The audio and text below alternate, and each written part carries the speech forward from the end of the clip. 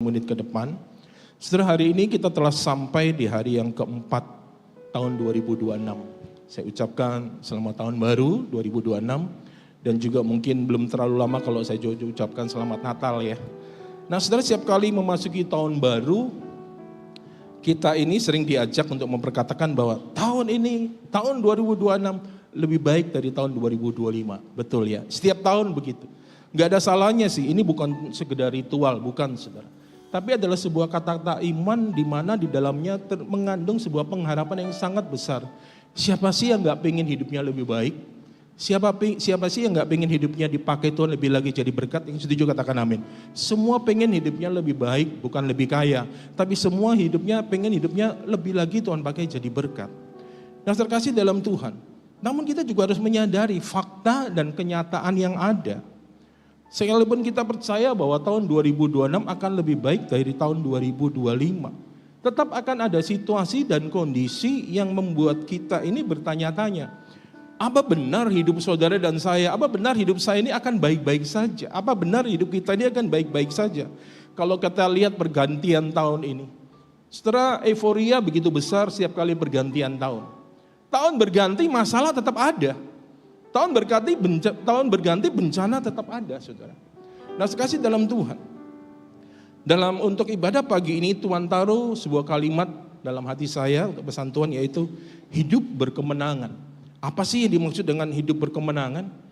Hidup berkemenangan ini bukan berarti sebuah kehidupan tanpa masalah, tanpa persoalan, tanpa tantangan. Tidak sesederhana itu tentunya. Hidup berkemenangan adalah sebuah kehidupan orang percaya berjalan dalam iman dan ketaatan penuh kepada Tuhan. Penuh, bukan setengah-setengah. Hidup di bawah otoritas Kristus. Tuhan yang memegang kendali atas hidup kita, bukan keinginan kita. Sehingga kita mampu mengatasi semua masalah dan tekanan dalam hidup melalui apa? Kuasa dan penyertaan Tuhan. Saudara, gak ada seorang pun yang pengen jadi pecundang, gak ada. Apapun itu agamanya, gak ada seorang pun yang pengen jadi pecundang. Kalau ditanya mau pilih mana, jadi pecundang atau jadi pemenang, semua ingin hidup berkemenangan. Semua ingin jadi pemenang. Saudara, ada satu kata yang terkait dengan hidup berkemenangan, yang mencerminkan sebuah keadaan atau situasi yang sangat dihindari oleh setiap orang, apapun itu agamanya, apapun itu sukunya. Semua orang pengen hindari situasi ini, yaitu apa saudara? Krisis. Mari kita belajar dari salah satu tokoh di Alkitab. Bagaimana ketika pada zamannya itu krisis terjadi dalam kehidupannya. Apa yang dilakukannya dan bagaimana ending daripada situasi krisis yang sedang dihadapinya. Saudara, mari kita baca firman Tuhan, semua ada di LED. Saudara nggak perlu buka handphone saudara, nanti terganggu kecuali saudara mau catat pesan-pesan Tuhan yang penting. Dari Kejadian 26. Kita baca di ayat yang pertama dan yang kedua dengan suara keras yuk. 2, 3. Maka timbullah kelaparan di negeri itu. Ini bukanlah kelaparan yang pertama yang telah terjadi dalam zaman Abraham. Sebab itu Ishak pergi ke Gerar kepada Abimelek, raja orang Filistin. Lalu Tuhan menampakkan diri kepadanya serta berfirman, janganlah pergi ke Mesir, diamlah di negeri yang akan kukatakan kepadamu. Alkitab menyatakan untuk kesekian kalinya tanah Kanaan kembali dilanda krisis kelaparan. Nah, saudara, bicara tentang krisis ternyata bukan hanya terjadi saat ini, bahkan sejak dari zaman awal mula-mula krisis itu sudah terjadi. Alkitab mencatat pada zaman Abraham pun sudah terjadi krisis kelaparan. Dan kali ini kita mau belajar ketika pada zaman Ishak. Saudara, Alkitab mencatat Ishak ini pergi ke Gerar. Kenapa Ishak pergi ke Gerar? Gerar ini adalah wilayah orang Filistin, musuh daripada orang Israel. Kenapa Ishak ini pergi ke Gerar? Apakah ingin minta pertolongan dari Abimelek? Itu musuh loh. Nah, saudara kasih dalam Tuhan, ini suatu pilihan daripada Ishak yang cukup aneh. Ternyata kita lihat saudara, oh Ishak ini bukan sengaja ke Gerar. Kenapa? Tujuan Ishak itu sebenarnya ke Mesir. Ishak itu cuma singgah di Gerar. Kenapa? Karena Gerar itu terletak di antara perjalanan menuju ke Mesir. Jadi Ishak singgah sebentar di Gerar. Nah, saudara kasih dalam Tuhan, Ishak tujuannya adalah Mesir. Kenapa? Kondisi krisis. Bagi Ishak, dia teringat waktu zaman bapaknya, waktu Abraham mengalami krisis. Abraham juga pergi ke Mesir. Dan kali ini pun Ishak melakukan hal yang sama. Kalau secara logika manusia masuk akal. Kenapa? Mesir adalah pusat peradaban, Mesir adalah pusat kebudayaan, Mesir adalah pusat perdagangan. Jadi secara logika sangat mudah untuk cari pertolongan di Mesir. Tapi firman Tuhan berkata di ayat yang kedua, jangan pergi ke Mesir. Nah saudara, Gerar ini adalah kota kecil, terletak dalam perjalanan menuju ke Mesir. Firman Tuhan berkata, diamlah di negeri yang akan kukatakan kepadamu. Ishak mengalami krisis, dia bawa keluarganya, dia bawa hamba-hambanya, dia bawa ternaknya untuk cari pertolongan untuk pergi ke Mesir. Tapi ketika dia singgah di Gerar, firman Tuhan berkata, jangan pergi ke Mesir, tinggallah di negeri yang akan kukatakan kepadamu. Saudara, Tuhan meminta Ishak untuk berdiam di satu tempat. Tempat mana dimaksud oleh Tuhan? Ayat yang ketiga kita baca. Tinggallah di negeri ini sebagai orang asing, maka aku akan menyertai engkau dan memberkati engkau. Sebab kepadamu lah dan kepada keturunanmu akan kuberikan seluruh negeri ini, dan aku akan menepati sumpah yang telah kuikrarkan kepada Abraham ayam. Oh ternyata saudara, Tuhan melarang Ishak pergi ke Mesir dan minta Ishak tinggal di Gerar. Ingat ya, Gerar adalah wilayah orang Filistin, musuh daripada orang Israel. Nah kasih dalam Tuhan, ketika mendapatkan perintah seperti ini, bagaimana reaksi Ishak? Dia butuh pertolongan, dia tahu krisis dan dia tahu cuman di Mesir dia bisa dapat pertolongan dari Tuhan. Tapi dia diminta untuk tinggal di Gerar. Saudara, mari kita lihat apa reaksi daripada Ishak. Ayat yang ke-6 kita baca sama-sama. 2, 3. Jadi tinggallah Ishak di Gerar. Ternyata Ishak taat, saudara. Di tengah-tengah krisis yang terjadi, Ishak lupakan tujuannya yang semula ke Mesir. Dia taat pada perintah Tuhan. Dia tinggal di Gerar, sekalipun itu adalah wilayah musuh-musuhnya. Saudaraku terkasih dalam Tuhan, apa yang dilakukan Ishak di Gerar ini? Kota kecil, lingkungannya nggak bersahabat, itu tempat musuhnya. Kita baca di ayat 12 dan 13. Baca sama-sama dengan suara keras. 2, 3. Maka menaburlah Ishak di tanah itu, dan dalam tahun itu juga ia mendapat hasil 100 kali lipat, sebab ia diberkati Tuhan. Ayat 13, dan orang itu menjadi kaya, bahkan kian lama kian kaya, sehingga ia menjadi sangat kaya. Saudara, Ishak taat, dia tinggal di Gerar. Ishak kan pendatang ya, sepakat ya. Pendatang, Ishak gak punya tanah di situ, dia gak punya lahan di situ. Dia cuma bawa apa? Ternaknya, dombanya. Nah sekasih dalam Tuhan, tapi Alkitab mencatat, maka menaburlah Ishak di tanah itu, menaburlah Ishak di Gerar. Saudara, bicara tentang menabur, artinya apa? Ishak mengusahakan tanah di Gerar. Tanah dari siapa? Milik orang-orang Filistin itu. Nah sekasih dalam Tuhan, ketika Ishak mengolah dan mengusahakan tanah itu, Alkitab mencatat, Ishak menjadi apa saudara? Kaya, kian lama kian kaya.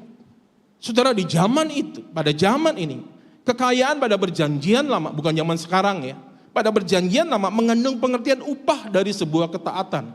Kalau sekarang kaya ini banyak sumbernya, tapi pada zaman ini, ketika kisah Ishak terjadi, kekayaan adalah sebagai suatu simbol ataupun pengertian upah dari sebuah ketaatan.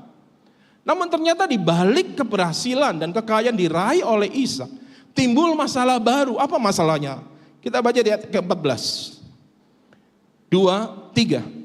Ia mempunyai kumpulan kambing domba dan lembu sapi serta banyak anak buah, sehingga orang Filistin itu cemburu kepadanya.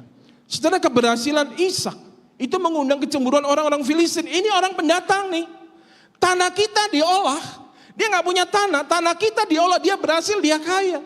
Bahkan mungkin di antara mereka ngobrol itu, di antara teman-teman kita, sahabat kita, ada yang jadi pengikut Ishak, menghamba kepada Ishak. Saudara, ini mengundang kecemburuan daripada orang-orang Filistin pada masa itu. Sehingga apa yang terjadi, saudara? Ayat 15 kita baca sama-sama. 2, 3. Segala sumur yang digali dalam zaman Abraham ayahnya oleh hamba-hamba ayahnya itu telah ditutup oleh orang Filistin dan ditimbun dengan tanah. Saudara, orang Filistin yang cemburu dan iri hati ini, itu kalau boleh dibilang dengki sedemikian rupa. Dia lakukan apa ya apa? Dia tutup semua sumur itu dengan harapan apa? Ternak daripada Ishak itu semuanya mati. Kenapa? Karena nggak dapat suplai air. Mereka berharap Ishak bisa hancur, kekayaannya bisa punah. Nah, sekasih dalam Tuhan, mari kita lihat, ternyata keberhasilan Ishak menimbulkan kecemburuan. Dan masalahnya nggak cukup sampai di situ, bukan hanya sumur yang ditutup. Kita lihat di ayat yang ke-16. Baca sama-sama, 2, 3. Lalu kata Abimelek kepada Ishak, pergilah dari tengah-tengah kami, sebab engkau telah menjadi jauh lebih berkuasa daripada kami. Ternyata nggak cuma orang-orang Filistin, gembala-gembala yang di Gerar yang cemburu. Raja Abimelek pun datang menjumpai Ishak. Dikatakan di sini, pergilah dari tengah-tengah kami, sebab engkau telah menjadi jauh lebih berkuasa daripada kami. Saudara, Ishak ini diusir. Lihat kalimat daripada Abimelek, engkau telah menjadi jauh lebih berkuasa daripada kami. Abimelek melihat, saudara, Ishak ini makin lama makin populer. Dikatakan jauh lebih berkuasa. Artinya apa? Bukan cuma ternaknya yang bertambah, tapi pengaruhnya begitu kuat. Kan dia datang di Gerar. Saya percaya dia juga menggunakan orang-orang di sekeliling itu untuk apa? Untuk membantu pekerjaannya. Dan di situ dia mendapatkan pengaruh yang luar biasa. Abimelek melihat ini orang makin lama makin kuat nih. Pengikutnya makin banyak, hartanya makin banyak, pendukungnya makin banyak. Kalau dibiarkan ini bahaya. Akhirnya Abimelek datang kepada Ishak dan berkata, pergilah dari tengah-tengah kami. Saudara, apa yang dilakukan oleh Ishak ketika menghadapi pengusiran dari Abimelek? Kalau kita lihat sesungguhnya Abimelek posisinya lebih lemah dari Ishak, betul ya? Ishak lebih kuat kok. Abimelek ngaku, engkau telah menjadi jauh lebih berkuasa daripada kami. Kita lihat apa yang dilakukan oleh Ishak. Ayat ke-17. Baca sama-sama, 2, 3. Jadi pergilah Ishak dari situ dan berkemahlah ia di lembah Gerar dan ia menetap di situ. Saudara, walaupun Ishak jauh lebih berkuasa dari Abimelek, jauh lebih kaya, jauh lebih berkuasa, ternyata Ishak memilih apa? Pergi dan menyingkir ke pinggiran. Saudara, apa yang dilakukan Ishak di pinggiran ini? Kita baca di ayat ke-18, 2, 3. Kemudian Ishak menggali kembali sumur-sumur yang digali dalam zaman Abraham ayahnya, dan yang telah ditutup oleh orang Filistin sesudah Abraham mati. Disebutkannya lah nama sumur-sumur itu menurut nama-nama yang telah diberikan oleh ayahnya. Ishak menyingkir, dia gali kembali sumur-sumur yang pernah digali pada zaman Abraham ayahnya. Untuk apa? Memberi air bagi apa? Ternak-ternaknya, supaya ternaknya tetap hidup. Dan Alkitab mencatat, saudara kasih dalam Tuhan, di ayat yang ke-19 kita baca, ketika hamba-hamba Ishak menggali di lembah itu, mereka mendapati apa saudara di situ? Mata air yang berbual-bual airnya, sumur yang sudah lama mungkin tertutup tanah dan lain sebagainya digali kembali oleh Ishak dan mengeluarkan sumber yang baru. Saudara, apa yang terjadi setelah Ishak memperoleh sumur yang baru ini? Sumber yang baru walaupun sumur yang lama. Ayat 20 kita baca sama-sama. 2, 3. Lalu bertengkarlah para gembala Gerar dengan para gembala Ishak. Kata mereka, air ini kepunyaan kami. Dan Ishak menamai sumur itu Esek, karena mereka bertengkar dengan dia di sana. Saudara, airnya, sumurnya ketemu, keluar air.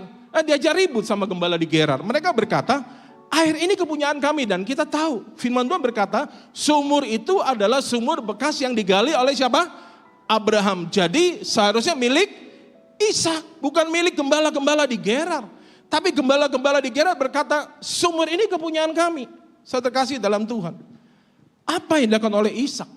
Ayat 21 kita baca. 2, 3. Kemudian mereka menggali sumur lain dan mereka bertengkar juga tentang itu. Maka Ishak menamai sumur itu Sitna.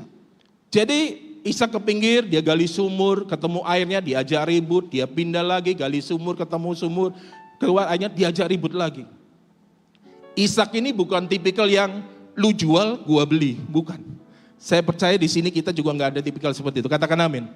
Ishak diajak ribut, itu sumur punya dia. Tapi Ishak memilih untuk apa? Menyingkir, mengalah. Nah, sekasih dalam Tuhan, kita baca di ayat yang ke-22. Ia pindah dari situ dan menggali sumur yang lain lagi. Tetapi tentang sumur ini mereka tidak bertengkar. Sumur ini dinamainya Rehobot dan ia berkata, sekarang Tuhan telah memberikan kelonggaran bagi kita sehingga kita dapat beranak cucu di negeri ini. Diajak ribut 2 kali, kemudian di tempat yang ketiga baru mereka enggak ribut lagi. Terkasih dalam Tuhan, dikatakan di sini, Ishak berkata, sekarang Tuhan telah memberikan kelonggaran kepada kita. Ishak lega. Oh, udah kita nggak ribut lagi nih. Kita bisa menata keluarga dengan baik. Tapi apakah berhenti sampai di situ? Kita baca di ayat yang ke-26 saudara, sama-sama dengan suara keras. 2, 3. Datanglah Abimelek dari Gerar mendapatkannya bersama-sama dengan Ahuzat sahabatnya dan Pikol kepala pasukannya. Hidup udah tenang ya. Udah gak diajak ribut sama gembala-gembala ini. Raja datang tuh, Abimelek. Dia datang kali ini gak sendirian. Dia bawa temannya. Masih mending dia bawa temannya. Dia bawa apa siapa saudara? Kepala pasukannya. Ishak mulai mikir. Ini raja bawa kepala pasukannya langsung. Panglimanya langsung. Mau apa dia? Saudara, satu kekhawatiran dan ketakutan ketika Ishak melihat kedatangan Abimelek. Ini tercermin dari apa? Perkataan Ishak. Di ayat yang ke-27, demikian bunyi firman Tuhan. Kita baca. Tetapi kata Ishak kepada mereka, mengapa kamu datang mendapatkan aku? Bukankah kamu benci kepadaku dan telah menyuruh aku keluar dari tanahmu? Yang ada dalam pemikiran Ishak ketika dia melihat Abimelek dan kepala pasukannya, wah, gue pasti kena nih, pasti diusir lagi nih, pasti diajak ribut lagi. Sehingga dia berkata, mengapa kamu datang mendapatkan aku? Bukankah kamu benci kepadaku? Saya terkasih dalam Tuhan, itu yang ada di pemikiran Ishak. Mari kita lihat apa tujuan sebenarnya Abimelek dan sahabatnya dan kepala pasukannya mendatangi Ishak. Kita baca di ayat 28. Sama-sama yuk. 2, 3. Jawab mereka, kami telah melihat sendiri bahwa Tuhan menyertai engkau. Sebab itu kami berkata, baiklah kita mengadakan sumpah setia antara kami dan engkau. Dan baiklah kami mengikat perjanjian dengan engkau, bahwa engkau tidak akan berbuat jahat kepada kami, seperti kami tidak mengganggu engkau, dan seperti kami semata-mata berbuat baik kepadamu, dan membiarkan engkau pergi dengan damai. Bukankah engkau sekarang diberkati Tuhan? Ternyata saudara, perhatikan baik, kedatangan Abimelek bersama Ahuzat sahabatnya, bukan untuk mengusir, tapi membuat sebuah pengakuan, bagaimana mereka melihat Tuhan menyertai kehidupan Ishak. Dan bagaimana mereka melihat Tuhan memberkati Ishak. Kasih tepuk tangan buat Tuhan. Kita lihat respon Ishak. Ayat 30-31. Kemudian Ishak mengadakan perjamuan bagi mereka. Lalu mereka makan dan minum. Keesokan harinya pagi-pagi bersumpah-sumpahanlah mereka. Kemudian Ishak melepas dan mereka meninggalkan dia dengan damai. Saudara, Abimelek datang, dia raja. Ishak tahu posisinya dia lebih kuat walaupun dia bukan raja. Tapi Abimelek datang membuat satu pengakuan bahwa Tuhan menyertai hidupmu. Dan Abimelek mengajak Ishak untuk mengikat satu perjanjian, damai. Sekali lagi, Ishak bukan tipikal yang lu jual gua beli.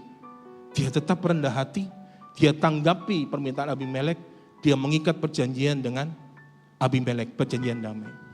Saya terkasih dalam Tuhan. Apa sih yang kita bisa pelajari dari kehidupan Ishak ini? Kita tadi baru baca ya. Sekarang baru dengar nih poin-poinnya dari Tuhan. Ada 5 poin. Mari kita lihat. Poin yang pertama. Apa yang kita bisa pelajari dari hidup berkemenangan yang dialami oleh Ishak? Hidup berkemenangan bukan cuma sekedar kaya. Bukan cuma sekedar banyak pengikut. Tapi seperti Ishak. Di endingnya orang datang dan berkata, aku melihat Tuhan menyertai engkau. Apa yang orang lihat dari hidup kita? Bukan status pelayanan kita, saudara. Bukan saudara kita. Bukan kekayaan kita. Bukan saudara kita yang pelayanan yang hebat, bukan. Tapi apakah orang melihat Tuhan itu ada dalam diri kita? Katakan amin. Abimelek datang kepada Ishak, telah kulihat bagaimana Tuhan menyertai hidupmu. Dan aku tahu sekarang engkau yang diberkati Tuhan. Ini yang Tuhan mau. Yang pertama kita lihat, ketika Tuhan menampakkan diri kepada Ishak serta berfirman, jangan pergi ke Mesir. Tuhan melarang Ishak ke Mesir dan memerintahkan tinggal di Gerar. Ishak taat, Ishak diberkati dan menjadi berkat. Jika Ishak memaksakan diri tetap pergi ke Mesir, besar kemungkinan dia tidak akan mengalami berkat Tuhan. Kenapa? Karena berkat Tuhan bagi Ishak telah disediakan, tapi bukan di Mesir, tapi di Gerar. Setelah melalui peristiwa ini kita belajar bahwa kuasa Tuhan itu bekerja tidak bergantung pada tempat dan kondisi. Tidak. Kuasa Tuhan bekerja bergantung pada di mana dia menemukan hati yang taat. Saudara. Kuasa Tuhan bekerja tatkala ia menemukan hati yang taat dan mau dengar-dengaran dan apa? Melakukan perintahnya dan tidak terpengaruh oleh tempat atau situasi apapun. Seperti Ishak, dia dengar perintah Tuhan, dia taat, dia lakukan, dia tidak terpengaruh dengan tempat. Tuhan, mana mungkin saya bisa dapat pertolongan di Gerar, ini kota kecil, seluruh tempat ini adalah musuh kami. Tapi Ishak taat, saudara. Kuasa Tuhan bekerja tatkala Tuhan menemukan hati yang taat. Biarlah di 2026 ini Tuhan mendapati hati kita taat. Apapun situasi dan kondisi yang kita hadapi. Katakan amin. Kita nggak bisa lihat, wah Pak, kalau ibadah pelayanan di sana enak kayaknya ya. Gerejanya besar, belum tentu. Saya mau sampaikan kepada jemaat dan seluruh pelayan Tuhan, mari doa. Di mana Tuhan mau kita beribadah?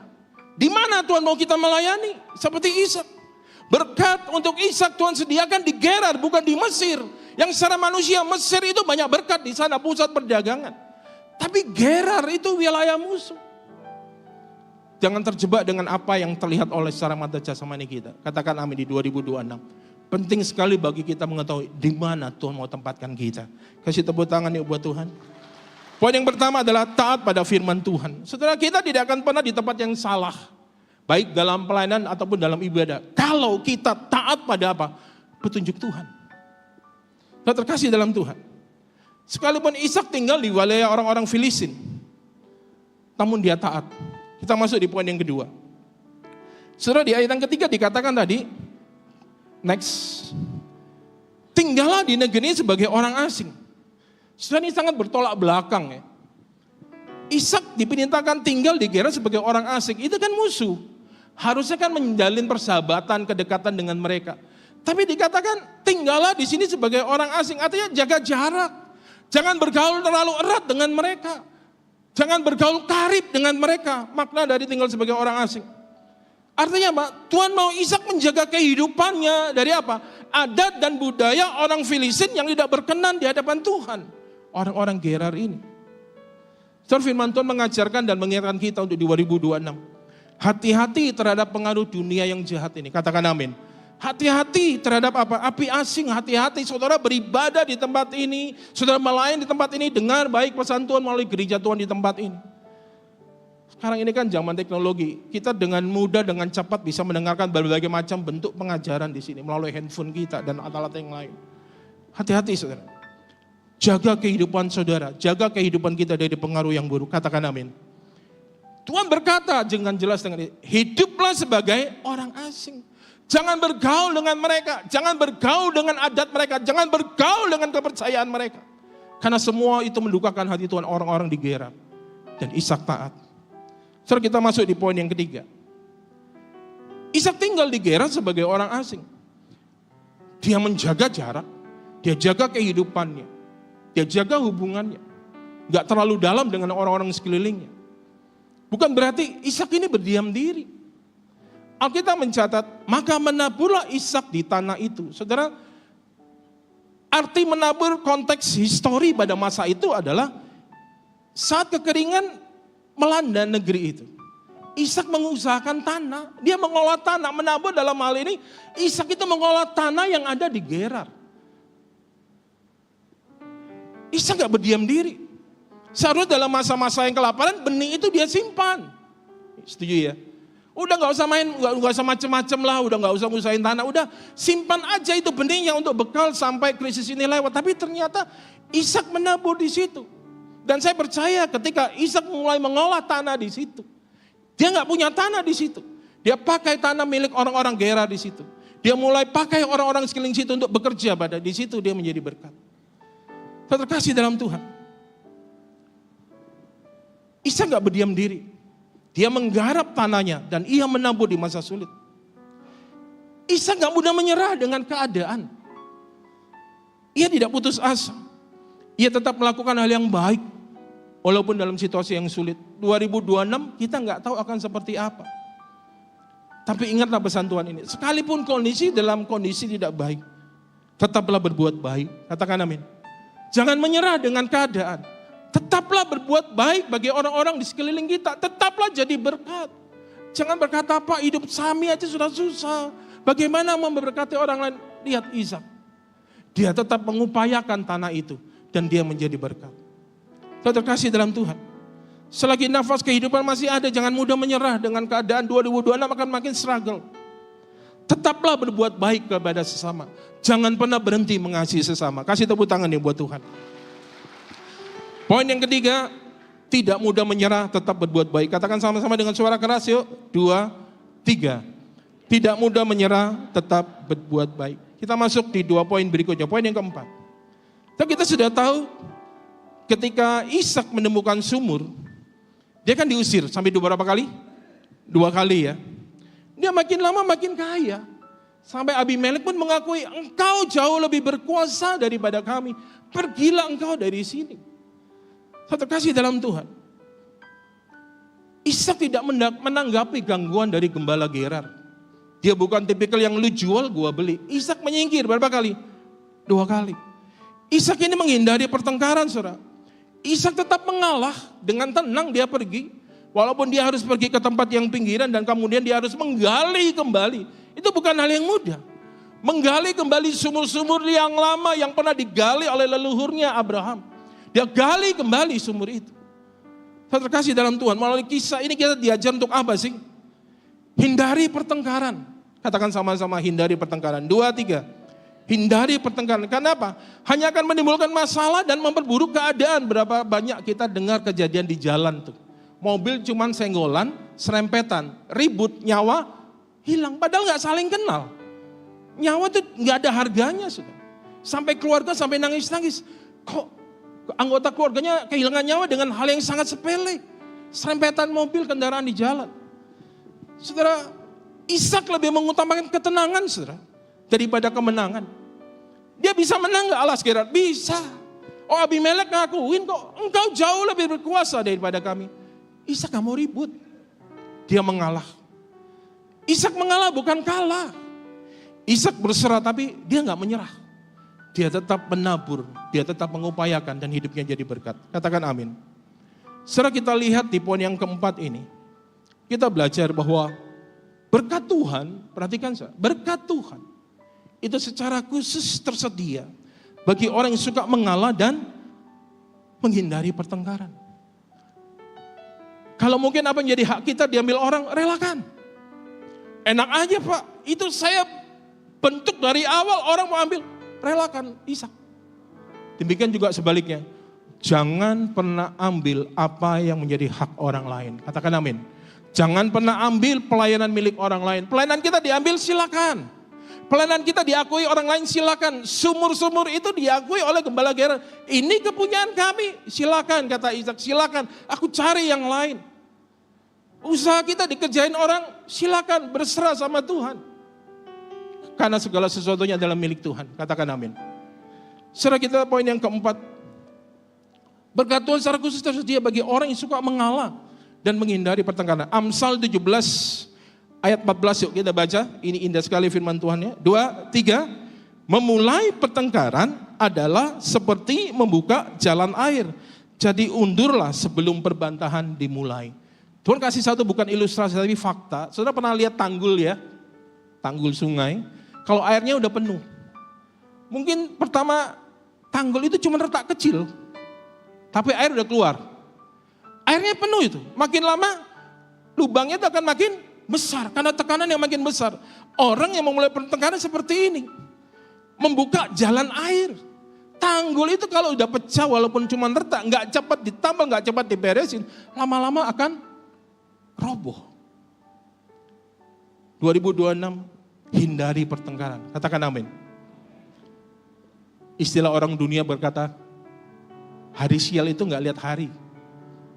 Tapi kita percaya pelindungan Tuhan sempurna atas kita. Kalau kita juga penuh pengendalian diri. Kasih tepuk tangan ya buat Tuhan.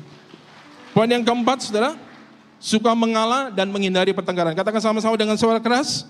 Suka mengalah dan menghindari pertengkaran. Kita masuk di poin yang terakhir, poin yang kelima. Saudara, sikap selalu mengalah yang diperlihatkan oleh Ishak. Akhirnya, saudara perhatikan, ini puncak dari pesan Tuhan. Membawa Ishak pada satu titik di mana nggak ada lagi pertengkaran antara gembala-gembalanya dan gembala-gembala di Gerar. Udah nggak ada lagi karena Ishak kalah. Mereka juga capek kali ya. Ini digarain terus 2 kali, Ishak nggak terpancing. Akhirnya di tempat yang ketiga mereka nggak berantem. Karena itu tempat itu dinamai dengan Rehobot. Nah, saudara kasih dalam Tuhan, untuk sejenak Ishak menikmati keberhasilannya. Sampai kemudian Abimelek datang. Nah saudara, tapi kali ini kita lihat, kedatangan Abimelek berbeda. Kalau yang pertama tadi kan Abimelek datang untuk apa? Mengusir pertama. Kemudian kedua kita udah baca, Abimelek datang kedua untuk apa? Mengakui kedaulatan Tuhan atas Ishak. Kita lihat di ayat 28. Kami telah melihat sendiri bahwa Tuhan menyertai engkau. Saudara, Abimelek datang bukan untuk mengusir Ishak, tapi buat satu pengakuan bahwa Tuhan menyertai Ishak. Apa yang membuat Abimelek berbeda sikapnya dengan kedatangan sebelumnya? Berbeda 180 derajat.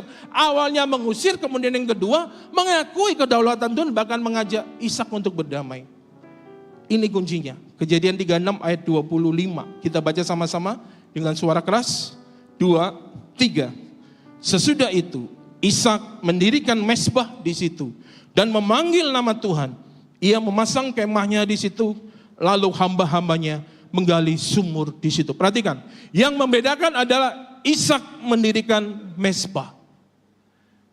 Setelah Ishak mendirikan mezbah, baru gembala-gembala Ishak menggali kembali sumur. Dan Abimelek datang untuk mengikat perjanjian, bukan cuma sekedar damai, tapi yang sebelumnya. Itu satu hal yang luar biasa. Membuat satu pengakuan bahwa telah kulihat Tuhan memberkati engkau. Telah kulihat Tuhan menyertai engkau. Saudara, bukankah itu satu kerinduan buat kita? Kehidupan kita ini, hidup yang kita jalani. Itu membuat orang berkata, telah kulihat. Mereka berkata, mereka telah melihat bagaimana Tuhan menyertai hidup kita. Maaf, mereka bukan cuma sekedar mendengar khotbah kita, tapi mereka melihat segenap aspek kehidupan kita. Itu Tuhan menyertai dan memberkati. Dan bukan karena kekuatan kita. Kasih tepuk tangan ya buat Tuhan. Ishak mendirikan mezbah, artinya apa? Ishak menyatakan sikap hormat kepada Tuhan. Dengan apa? Mencari Tuhan terlebih dahulu dan mengakui kedaulatan Tuhan. Ini yang membuat perbedaan. Saudaraku terkasih dalam Tuhan. Ketika Ishak mendirikan mezbah, maka Tuhan menyatakan kuasa dan mujizatnya. Sehingga Abimelek itu pun diperdamaikan. Ada firman-Nya. Orang menaruh hormat kepadaku, musuh orang itu pun aku perdamaikan dengan dia. Karena Ishak membangun mezbah, dia menaruh hormat, dia menaruh respek kepada Tuhan. Maka Abimelek pun diperdamaikan dengan dia. 1 Samuel 2 ayat 30, demikian bunyi firman Tuhan. Baca sama-sama dengan suara keras. 2, 3. Sebab siapa yang menghormati aku, akan kuhormati.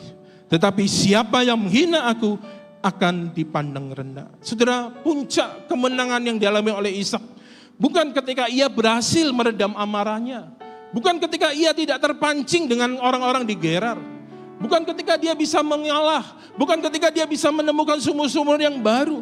Puncak kemenangan Ishak adalah ketika Abimelek bersama sahabat kepala pasukannya datang menyumpah Ishak dan membuat pengakuan bahwa Tuhan menyertai Ishak dan Tuhan memberkati Ishak. Puncak hidup kemenangan kita bukan cuma sekedar karena kita mengalahkan dosa, tapi biarlah orang melihat bagaimana Tuhan menyertai hidup kita. Saudara dan saya, kasih tepuk tangan ya buat Tuhan.